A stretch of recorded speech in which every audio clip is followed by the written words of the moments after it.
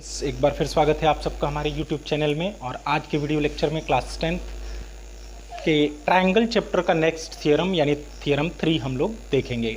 इस सीरीज़ में हम क्या देख रहे हैं? इस सीरीज़ में हम लोग पढ़ रहे हैं सिमिलैरिटी क्राइटेरिया। सिमिलैरिटी क्राइटेरिया में थर्ड क्राइटेरिया आज हम लोग देखेंगे। एंगल क्राइटेरिया प्रीवियस वीडियो में हमने देखा, साइड क्राइटेरिया थियरम के फॉर्म में प्रूव किया। और आज के वीडियो लेक्चर में हम साइड क्राइटेरिया देखने वाले हैं। If one angle of a triangle is equal to one angle of other triangle and side including these angles are proportional then two triangles are similar. देखिए, सबसे पहले स्टेटमेंट पढ़ के हम लोग लिखेंगे कि इसमें गिवन क्या है। गिवन है in triangle A B C and D E F एक एंगल इक्वल है, मीन्स ये गिवन है कि angle A is equal to angle D के है। कोई भी एक एंगल इक्वल ले सकते हैं। फिर लिखा है कि इस एंगल को इंक्लूड करने वाले दो साइड का रेशियो इक्वल है, प्रोपोर्शनल है। तो एंगल ए को इंक्लूड करने वाली लाइन है ए बी और ए सी, तो ए बी और ए सी का रेशियो डी और डी एफ के रेशियो के इक्वल होगा। Means A B upon D E equal to A C upon D F, ये गिवन है। To prove, what is to prove? Statement पढ़ के हमें क्या प्रूव करना है? Then two triangles are similar, ये प्रूव करना है। तो टू ट्रायंगल्स कौन कौन से हैं? Triangle A B C is similar to triangle D E F, ये प्रूव करना है हमें। अब इससे पहले एक कंस्ट्रक्शन करना पड़ेगा, जो हमने इससे प्रीवियस थियरम में भी कंस्ट्रक्शन किया था, सेम कंस्ट्रक्शन यहां भी करेंगे। Cut D P is equal to A B and D Q is equal to AC and join PQ। AB के इक्वल एक DP कट कर लेंगे और AC के इक्वल DQ कट कर लेंगे, फिर दोनों को ज्वाइंट कर देंगे। ये हमारा कंस्ट्रक्शन हो गया। अब आइए बात करते हैं यहां पे प्रूफ की। तो प्रूफ में हम सबसे पहले लेने जा रहे हैं ये दो ट्रायंगल। इन triangles A B C and D P Q, इन दोनों ट्रायंगल में देखिए क्या क्या इक्वल है। एंगल ए इक्वल है एंगल डी के, ऐसा गिवन है। ए बी इक्वल है डी पी के एंड ए सी इक्वल है डी क्यू के। ये दोनों बाय कंस्ट्रक्शन, ऐसा हमने कंस्ट्रक्शन किया है। अब देखिए, एक ट्रायंगल के दो साइड और उनके बीच का एंगल दूसरे साइड के दो साइड और उनके बीच के एंगल के इक्वल हो गया। तो ये कंडीशन आप क्लास 9th में जाके सोचिए किसका है? सिमिलरिटी का नहीं, ये कॉन्ग्रुएंसी का कंडीशन है। तो हम लिख सकते हैं triangle A B C is congruent to triangle D P Q. कौन सी क्राइटेरिया? By side criteria. जब दोनों ये कॉन्ग्रुएंट हो गए तो एंगल बी एंगल पी के इक्वल होना चाहिए, एंगल सी एंगल क्यू के इक्वल होना चाहिए। This implies angle B is equal to angle P, angle C is equal to angle Q and angle A is equal to angle D तो है ही है, पहले से गिवन है। ये हो गया by C P C T. And also it is given that, ये भी गिवन है A B upon D E is equal to A C upon D F. तो कंस्ट्रक्शन पे जाके थोड़ा सोचिए, ए बी की जगह क्या हम डी पी को रख सकते हैं? क्योंकि ए बी और डी पी को हमने इक्वल ही बनाया है। तो यहाँ अगर ए बी को रिप्लेस कर देते हैं डी पी से तो बचेगा D P upon D E is equal to A C को डी क्यू से रिप्लेस कर देते हैं D Q upon D F. अगर ऐसा रेशियो है तो थेल्स थ्योरम का कन्वर्ज पार्ट क्या कहता है? Then by converse of basic proportionality theorem, basic proportionality theorem का कन्वर्ज ये कहता है कि पी क्यू ई एफ के पैरेलल हो जाएगा इस कंडीशन में। और जब पी क्यू ई एफ के पैरेलल हो जाएगा then angle P angle E के इक्वल हो जाएगा and angle Q angle F के इक्वल हो जाएगा, क्योंकि ये करस्पॉन्डिंग एंगल्स हो जाएंगे, करस्पॉन्डिंग एंगल्स। अब आइए हम बात करते हैं अगर ऐसा हुआ तो क्या होगा। देखिए, एंगल B इक्वल है एंगल P के और ये एंगल P इक्वल है एंगल E के। एंगल C इक्वल है एंगल Q के और एंगल Q इक्वल हो गया एंगल F के। दैट मीन्स हम क्या कह सकते हैं कि एंगल B एंगल E के इक्वल है, एंगल Q एंगल F के इक्वल है और एंगल A एंगल D के इक्वल दिया ही था। मीन्स इस ट्रायंगल के तीनों एंगल इस बड़े ट्रायंगल के तीनों एंगल के इक्वल हो गए। This shows that triangle ABC is similar to DEF। किस क्राइटेरिया से हुआ? By angle angle angle criteria.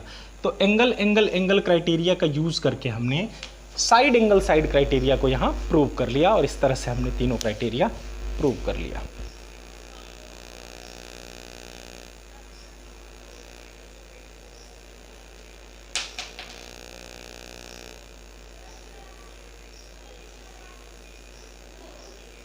तो ये हमारा एक्सरसाइज था। अब हम बात करेंगे कुछ रिजल्ट्स की या क्वेश्चन की। तो स्टूडेंट्स अब हम अपने एक्सरसाइज की तरफ चलते हैं। अब हम एबल हो चुके हैं कि अपने एक्सरसाइज के क्वेश्चंस को सॉल्व कर सकें। तो एक्सरसाइज का ही एक क्वेश्चन हम लोग, ये फर्स्ट क्वेश्चन है एक्सरसाइज 6.3 का। State which pairs of triangles are similar, write similarity criteria.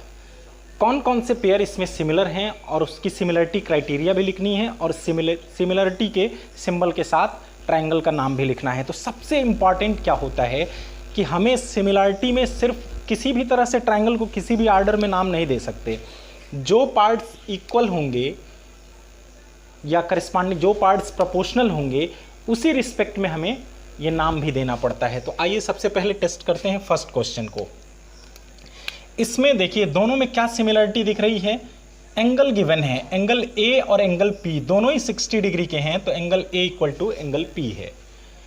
Angle B और एंगल Q दोनों ही 80 डिग्री के हैं, तो angle B is equal to angle Q है।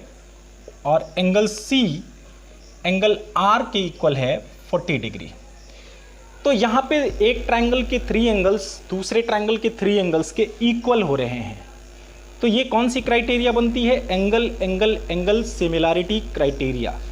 अब लिखेंगे कैसे कि कौन सा ट्रायंगल है? तो ट्रायंगल A पहले मान लीजिए हमने लिख लिया यहाँ triangle ABC is similar to. अब इधर क्या नाम देंगे? A P के इक्वल है, तो सबसे पहले A लिखा है इसमें, तो यहाँ पे P लिखेंगे। B बीच में हमने लिखा है B के इक्वल Q है, तो बीच में यहाँ Q लिखेंगे और लास्ट में R लिखेंगे और क्राइटेरिया का नाम लिखेंगे bye angle angle angle criteria. ये हमारा आंसर हुआ। सेकंड की बात कर लेते, सेकंड पार्ट में इसमें देखिए इसमें कोई भी एंगल गिवन नहीं है, तो गिवन जो है उसमें हमको ढूंढना है क्राइटेरिया। सबसे पहले AB को देखते हैं। साइड AB की लेंथ 2 है। अब AB से रिलेट करने वाला एक 6 भी है, 2 3 जार 6 होता है, बट 3 का 3 टाइम्स कोई नहीं है, तो हम ऐसे ही साइड को ढूंढेंगे जिसके साथ रेशियो इक्वल बन रहा हो, क्योंकि 3/6 1/2 आ जाएगा, 2/4 1/2 आ जाएगा, 2.5/5 भी 1/2 आ जाएगा। तो AB के करस्पॉन्डिंग हम साइड लेंगे यहाँ QR। 2/4 आ रहा है, इसका रेशियो आया 1/2। सिमिलरली BC के करस्पॉन्डिंग कौन सी साइड आ रही है? 2.5 का 2 टाइम्स, कौन सा है? साइड PR है, 2.5/5, ये भी आया 1/2। एंड फाइनली AC/PQ ये आया 3/6, ये भी 1/2। 3 साइड्स का रेशियो इक्वल आ रहा है, इसलिए सिमिलरिटी क्राइटेरिया होगी साइड साइड साइड। और नेमिंग कैसे करेंगे? ABC ले रहे हैं। अब देखिए AB पहले लिखा है हमने, तो AB के करस्पॉन्डिंग साइड इसमें QR था, तो इसको स्टार्ट करेंगे QR से। ट्रायंगल QR P के सिमिलर है। और यहाँ पे criteria by side side side, तीनों साइड का रेशियो इक्वल है, इसलिए side side side similarity criteria. तो ये हमारा आंसर। अब नेक्स्ट क्वेश्चन देखते हैं। तो आइए इसी क्रम में अब आगे बढ़ते हैं। एक थर्ड और फोर्थ पार्ट देखते हैं। इसमें LMP और DEF है, तो LM 2.7 है, इसके करस्पॉन्डिंग कोई मिल ही नहीं रहा है, एक यही हो सकता है इसके साथ रेशियो में, तो EF का रेशियो लेते हैं, तो ये आएगा 2.7/5। कोई इक्विवेलेंट वैल्यू मिलेगी नहीं। अब दूसरा ले लेते हैं MP, MP साइड है 2, इसमें DE है 4, DE इज इक्वल टू 2/4, ये तो मिला 1/2। और थर्ड साइड LP बच रहा है और इसमें DF, तो ये आ रहा है 3/6, यहाँ भी 1/2। दो साइड का रेशियो तो सेम मिल रहा है बट थर्ड साइड इक्वल नहीं है, तो ऐसी कोई क्राइटेरिया नहीं है जिसमें सिर्फ दो साइड का रेशियो इक्वल हो तो वो सिमिलर हो जाएं। दो साइड का रेशियो इक्वल होने पर अगर उनके बीच का एंगल इक्वल होता तभी हो सकता है, ऐसा है नहीं, एंगल गिवन नहीं है। लिखेंगे since LM/EF is not equal to DF/MP या फिर ये कंडीशन डायरेक्ट लिख देंगे। जब तीनों साइड का रेशियो कोई क्राइटेरिया बन नहीं रही है तो डायरेक्ट हम यहाँ पे लिखेंगे triangle LMP is not similar to triangle DEF। अब फोर्थ की तरफ बढ़ते हैं। 4 में है MNL और उनके बीच का एंगल है इंक्लूडेड एंगल, तो हम इंक्लूडेड एंगल जो एंगल है उसके दोनों साइड के साइड्स का रेशियो पहले देखते हैं। MN 2.5 है और इसमें PQ 5 है, तो ये आया 2.5/5 1/2। फिर ML और ML के करस्पॉन्डिंग इसमें QR लेते हैं 5/10, ये भी आया 1/2। और इन दोनों ही साइड के बीच का एंगल देखो, इसके बीच 70 डिग्री है एंगल M और इन दोनों के बीच है Q, ये भी 70 डिग्री है। तो दो साइड का रेशियो इक्वल मिल रहा है, उनके बीच का एंगल इक्वल मिल रहा है, तो यहाँ डेफिनेटली एक क्राइटेरिया बन रही है और हम लिखेंगे triangle MNL is similar to. अब दूसरे ट्रायंगल को लिखते टाइम ध्यान देंगे, MN के करस्पॉन्डिंग इसमें क्या है, MN के करस्पॉन्डिंग है इसमें 2.5 के करस्पॉन्डिंग PQ है, PQR by side angle side criteria. MNL इसमें PQ और NL के करस्पॉन्डिंग कोई साइड नहीं गिवन है, तो हम इसको QPR ले लेते हैं, QPR